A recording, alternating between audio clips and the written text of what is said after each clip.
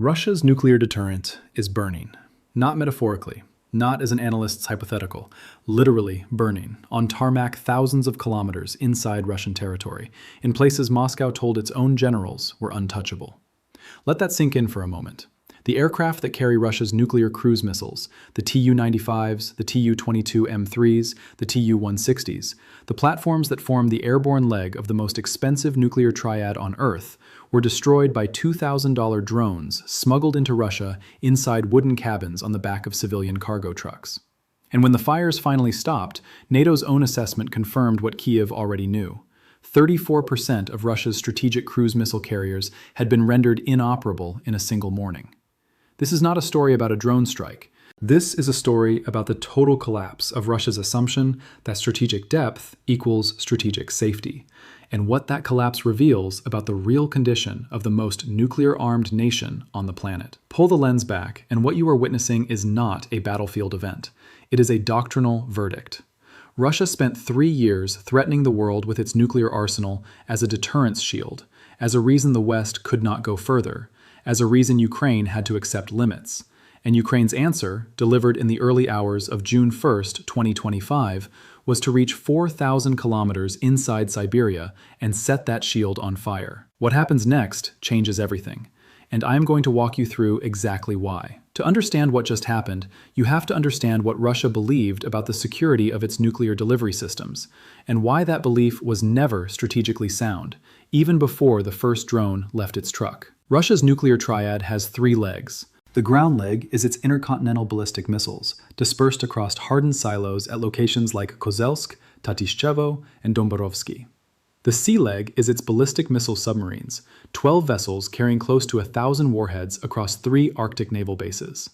And the air leg, the one that Ukraine just shattered, is its long-range aviation force, the strategic bombers based at airfields across the Russian interior, armed with both conventional and nuclear cruise missiles, the Kh-101 in its conventional variant, the Kh-102 in its nuclear version.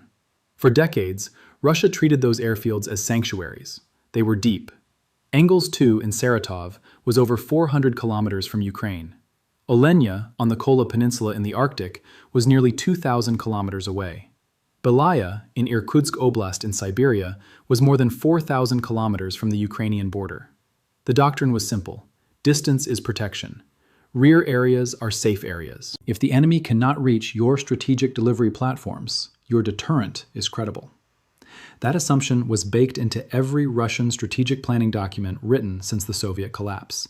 It was a reasonable assumption. Against a conventional opponent with conventional reach, it held. But that assumption had an expiration date, and Russia never noticed it had already passed. Here is the hidden variable Moscow failed to account for. The revolution in drone warfare did not simply change the range at which small nations could strike. It changed the fundamental economics of strategic risk. Before drones, a nation the size of Ukraine had no realistic ability to threaten Russian strategic bomber bases. The cost of developing, acquiring, and operating long-range precision strike platforms capable of reaching Siberia was prohibitive. That asymmetry, Russia's enormous strategic depth against Ukraine's limited reach, was the foundation on which Moscow built its deterrence posture. Cheap, modular, covertly deployable autonomous systems did not just extend Ukraine's reach, they made the extension affordable. And when a capability becomes affordable, the calculus of deterrence changes in ways that no doctrine written before the revolution had adequately mapped. Now let me walk you through what this actually means at the strategic level. Because the mainstream framing of what happened on June 1st, 2025 has been almost universally too narrow. The coverage focused on the immediate tactical result. 40-plus aircraft destroyed or damaged, $7 billion in hardware gone, Russia's long-range aviation humiliated. That framing is accurate but incomplete. It describes the score. It does not describe what changed. What changed is the vulnerability of Russia's nuclear custodial infrastructure. Here's what I mean by that. The Tu-95 and Tu-160 bombers destroyed in Operation Spiderweb are not just conventional strike platforms. They are nuclear delivery vehicles. Each Tu-95 is certified to carry the Kh-102, a cruise missile with a nuclear warhead. Each Tu-160, the largest combat aircraft ever built, can carry 12 nuclear-capable cruise missiles per airframe. These are not dual-use platforms in a casual sense. They are central pillars of Russia's nuclear triad, and they are certified, maintained, and doctrinally integrated as such. When Ukraine destroyed those aircraft, it did not simply reduce Russia's capacity to launch cruise missiles at Ukrainian cities. It degraded the airborne leg of the Russian nuclear deterrent. And according to NATO's assessment, it degraded it by 34% in a single operation.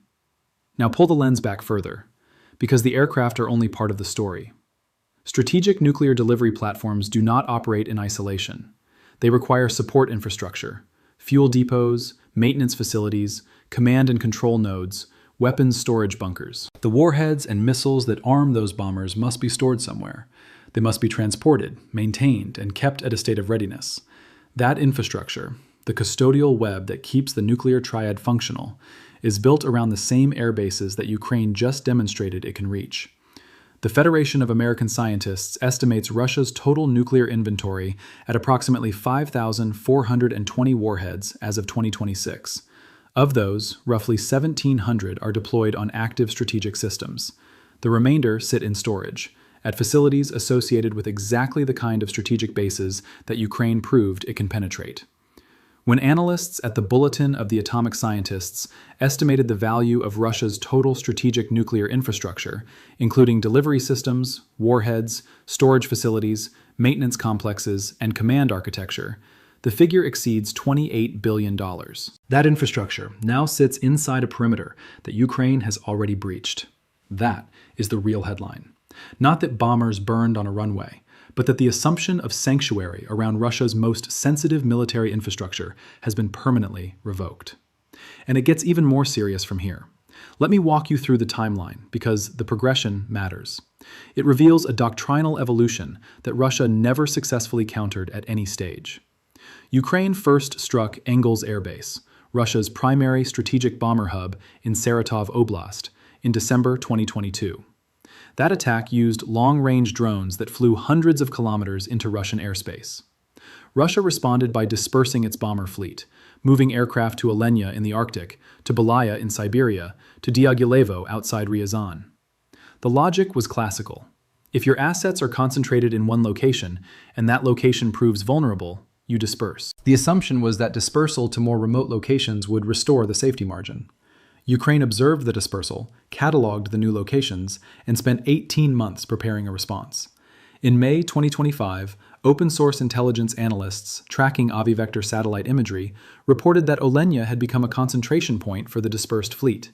2 Tu-95s, 3 Tu-160s, additional support aircraft, all gathered at a base Russia believed was safely beyond any realistic strike radius. Kyiv's intelligence knew what Russia's planners apparently did not, that the concept of beyond realistic strike radius no longer had a fixed geographic meaning. On June 1, 2025, at approximately 3 a.m. Moscow time, Operation Spiderweb executed simultaneously across 5 Russian air bases spanning 5 time zones. 117 fiber-optic guided FPV drones, concealed inside wooden modular structures loaded onto standard cargo trucks, began launching from positions that had been pre-positioned over weeks and months inside Russian territory itself. The trucks had been driven there by unwitting Russian civilian contractors following mobile phone instructions. The drones were assembled and pre-positioned by SBU operatives over an 18-month preparation window. The drones targeted specific vulnerable points on each aircraft: fuel tanks in the wing roots, radar equipment, engine nacelles. Videos released by the SBU show Tu-95 bombers fully laden with Kh-101 cruise missiles, meaning the aircraft had been fueled and armed for a strike mission, igniting in massive fireballs as their wing tanks detonated. The precision was not accidental. Ukraine's targeting intelligence had cataloged the structural vulnerabilities of Soviet-era platforms using publicly available technical documentation, an approach that CSIS later described as weaponizing open-source intelligence in ways that Russian security doctrine had never adequately addressed. The result? 4 Tu-95 bombers, confirmed destroyed at Olenia. Multiple Tu-22M3s destroyed at Belaya. A rare A-50 airborne early warning aircraft, one of fewer than 10 operational in the entire Russian inventory, each valued at approximately $350 million, struck at Ivanovo-Severny. Across all 5 bases, NATO confirmed that roughly 20% of Russia's operational long-range aviation fleet had been damaged or destroyed. Ukrainian officials put the figure for cruise missile carriers specifically at 34% in a single morning. Now here is the doctrinal lesson that Russia's planners got catastrophically wrong, and that the mainstream analysis still largely misses. Russia's deterrence posture was built on a doctrine of sanctuary. The assumption was that because certain assets were located at sufficient depth inside Russian territory, they could not be credibly threatened by a non-nuclear adversary. That assumption generated a secondary assumption, that those assets did not need the same hardened protection infrastructure that forward-deployed military equipment requires. The aircraft sat on open tarmac. The support infrastructure was concentrated at established bases. The security perimeters were designed to stop sabotage or small-scale attack, not a coordinated multi-vector drone assault launching from inside Russia's own territory. What Ukraine's planners understood, and what Russia's planners failed to model, was that the relevant threat vector had changed. The question was never, can Ukraine fly a drone from its own territory to Siberia? The question was, can Ukraine pre-position a drone inside Russia and fly it to a target kilometers away? Those are categorically different threat problems. The first requires range, the second requires covert logistics. And in the domain of covert logistics, 18 months of patient infiltration across a border that Russia could not comprehensively monitor produced a result that range-based air defenses were entirely irrelevant to stop.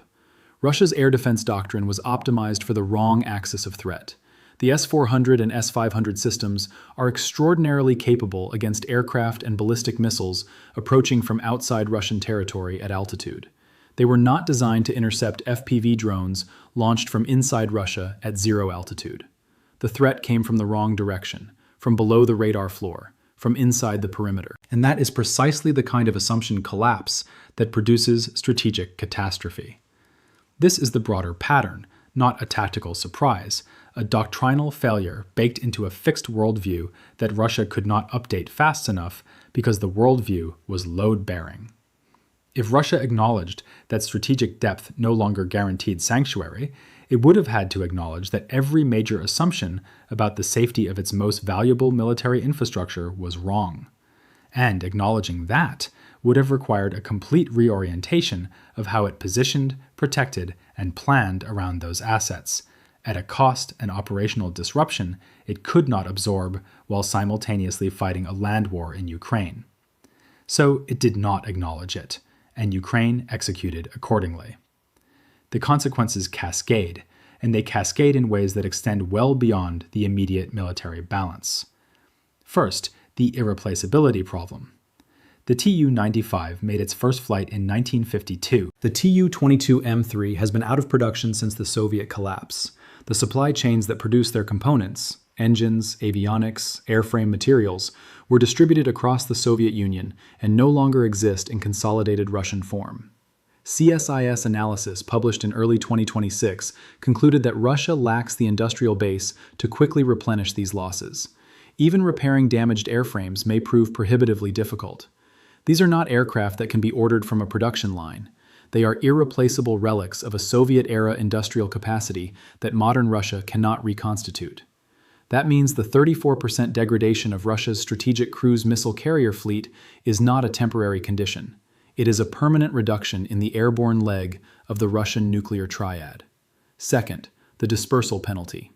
Russia's immediate response to Operation Spiderweb was to accelerate what it had already started after the first Engels strikes: dispersal and hardening. Satellite imagery analyzed by OSINT researchers showed major excavations at multiple airbases, including Engels itself, constructing hardened aircraft shelters. All Tu-95 bombers were relocated from Alenia within 6 days of the operation.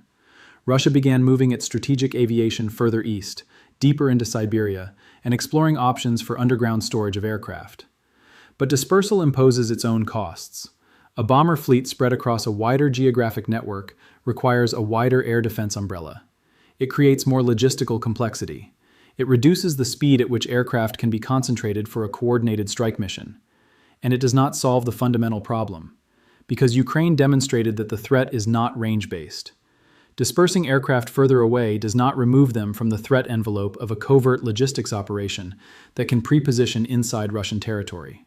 Third, and most gravely, the nuclear custody question. The warheads that arm those bombers must be stored somewhere. In the wake of Operation Spiderweb, a critical question that Western defense planners and arms control analysts began asking was whether the custodial infrastructure around Russia's airborne nuclear weapons was equally vulnerable to the same class of threat. The Bulletin of the Atomic Scientists noted in its 2026 assessment that Russia's nuclear custodial network, the storage sites, transport infrastructure, and maintenance facilities that keep the warhead inventory secure and operational, had been designed in an era when strategic depth was assumed to mean covert infiltration was impossible. That assumption is no longer valid. Ukraine proved it is no longer valid, and the implications for nuclear security, not for nuclear use, but for the integrity and survivability of the custodial chain, represent a genuinely new strategic variable that every NATO capital is now quietly recalculating. Now let me bring this to the level that matters most, because we need to talk about what Russia said it would do and what it actually did. Putin's nuclear doctrine, updated in late 2024, explicitly lowered the threshold for nuclear use. It stated that Russia reserved the right to respond with nuclear weapons to conventional strikes that threaten the existence of the Russian state or its nuclear forces. Russian state media, specifically Pravda, published an analysis in the days after Operation Spiderweb, noting that attacks on nuclear-capable aircraft could theoretically fall within the conditions that Russian doctrine identifies as justifying nuclear response. That was the threat. Now here's what actually happened. Russia did not respond with nuclear weapons. Russia did not escalate to a new military threshold. Russia's immediate response was to build shelters and move aircraft. Putin called Trump on June 4, 2025, in a phone call lasting over an hour and 15 minutes. He told Trump that Russia would retaliate. He has not done so at anything approaching the scale that Russian doctrine implied. What does that tell you? It tells you that Russian nuclear rhetoric and Russian nuclear doctrine are not the same thing. They have never been the same thing. The rhetoric is a coercive tool, designed to keep Western partners cautious and Ukraine constrained. The doctrine has actual thresholds, including a requirement that Russian leadership judge it faces an existential threat to the regime, and a drone strike on bombers, however strategically devastating, does not meet that threshold. The 2025 Defense Intelligence Agency assessment was unambiguous. Russia is very unlikely to use nuclear weapons in the conflict unless Russian leadership judges it faces an existential threat to the regime. Ukraine has now destroyed a third of Russia's strategic cruise missile carriers. Russia has not used a single nuclear weapon. That is not a coincidence. That is, Russia revealing the actual functional threshold beneath its rhetorical threshold. And that gap between what Russia threatens and what Russia does is now a documented, exploited strategic fact. Ukraine called the bluff, and the bluff collapsed. There is a larger strategic lesson here, and it is one that will define military doctrine for the next 2 decades. The era of sanctuary by distance is over. Full stop. The logic that said, if your most valuable military assets are located far enough from the front line, they are safe, depended on a set of assumptions about the cost, complexity, and detectability of long-range covert operations. All 3 of those assumptions have now been invalidated simultaneously. The cost of covert deep strike capability has dropped by orders of magnitude. Ukraine executed a $7 billion strike with drones that cost $2,000 each. The mathematics of that exchange ratio are not a one-off anomaly. They represent a structural shift in the economics of precision strike. The complexity barrier has been lowered by the same technological evolution. Fiber optic guided FPV drones remove the electronic signature that radio-controlled systems emit. AI-enhanced targeting allows operators to identify and engage vulnerable points on complex military hardware with precision that previously required expert human pilots. The operational sophistication required to execute a strike like Operation Spiderweb is still high. 18 months of preparation, intelligence penetration of Russian logistics networks, covert asset prepositioning across international borders. But that bar has been cleared. It has been cleared by a nation fighting for its survival with partial access to Western technology and its own rapidly evolving domestic production base. And the detectability problem, Russia's inability to identify the threat before it executed, reflects a fundamental surveillance failure that geographic distance cannot solve. Monitoring every cargo truck crossing into Russian territory from multiple border points is not a realistic security task for any intelligence service under operational wartime conditions. Ukraine found and exploited that gap with a patience and precision that Russia's security apparatus could not match. For every military in the world observing this war, the lesson is the same. Your strategic assets require hardened protection, regardless of their distance from a declared front line. There are no rear areas anymore. There are only areas you have not yet been threatened in. Those are different things. Now consider where this leaves Russia entering 2026. New START expired in February 2026. Russia stated it would continue to abide by the treaty's central limits voluntarily, as long as the United States did so. But New START was built around verified, inspectable constraints. The inspection and data exchange mechanisms that gave both sides confidence in the other's compliance were suspended by Russia in 2023. Without inspections, without data exchanges, and now with a bomber fleet that has been significantly degraded and dispersed to new locations not previously covered by treaty monitoring frameworks, the United States and its NATO allies are operating with diminished visibility into the actual state of Russia's deployed nuclear forces. That is not a stable condition. When transparency mechanisms collapse at the same time as the physical infrastructure of a nuclear power's delivery systems is being degraded under combat conditions, the risk of miscalculation, not deliberate nuclear use, but misread capability assessments on both sides, increases. The 2026 Annual Threat Assessment from the U.S. intelligence community stated clearly, the most dangerous threat posed by Russia to the U.S. is an escalatory spiral in an ongoing conflict such as Ukraine or a new conflict that leads to direct hostilities. Russia's response to that escalatory risk has been to disperse, harden, and move deeper, all of which are rational tactical responses, none of which address the fundamental doctrinal problem Ukraine has exposed, that the concept of sanctuary no longer holds, that the logic of deterrence by depth has been invalidated, and that Russia's nuclear triad, the cornerstone of its global military status, is now more vulnerable than at any point since the Soviet collapse. Here is what history will record about this moment. Russia entered this war in February 2022 with a nuclear arsenal it believed gave it a kind of impunity. The world would not confront it directly, because confronting Russia directly risked a nuclear exchange. That assumption was the strategic shield behind which every Russian conventional failure could be absorbed. Lose armor at Kyiv, lose Black Sea warships, lose generals, lose territory. It all absorbed, because the nuclear deterrent made the existential calculus too dangerous for anyone to press. What Ukraine did, methodically and over 3 years, was systematically attack the credibility of that shield, not by threatening Russia with nuclear weapons, but by exposing the limits of what the shield actually protects. The shield does not protect from drone strikes on strategic bombers. It does not protect from precision strikes on oil infrastructure 800 kilometers inside Russia. It does not protect from covert logistics operations that pre-position lethal systems inside Russian territory a year and a half before they fire. And it does not protect from the slow, grinding exposure of a military whose assumptions about modern warfare were built in a different technological era and have proven catastrophically wrong under the pressure of a determined, adapting adversary. Russia still has its nuclear weapons. That reality has not changed. What has changed is the environment around those weapons, the delivery infrastructure, the custodial assumptions, the doctrinal credibility of the deterrence posture they are meant to support. That environment has been compromised in ways that cannot be fixed with shelter construction at Engels Air Base.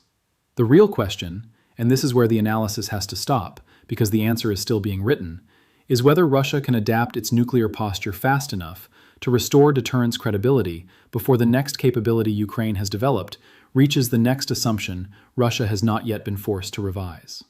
I do not know the answer to that question. I do not think anyone does with certainty. What I know is that Ukraine has already forced Russia to revise assumptions about strategic depth, conventional defense, economic resilience, and now the sanctuary of its nuclear delivery infrastructure. Each revision has come at a cost Russia could not afford to pay, and the pace of Ukrainian adaptation has consistently outrun Russia's ability to close the gap. If that pattern holds, the next assumption Russia loses may be the most consequential one of all. Stay with us, because the answers to these questions are going to define not just this war, but the security architecture of every nation watching it. If this analysis gave you something the mainstream coverage did not, a deeper frame, a harder look at the real strategic stakes, then subscribe to this channel. We are building something here, A community of people who refuse to accept surface-level narratives when the actual doctrinal story is this significant. Subscribe now, hit the notification bell, and make sure you are here for every analysis we publish. The next one is already coming, and you are going to want to see it.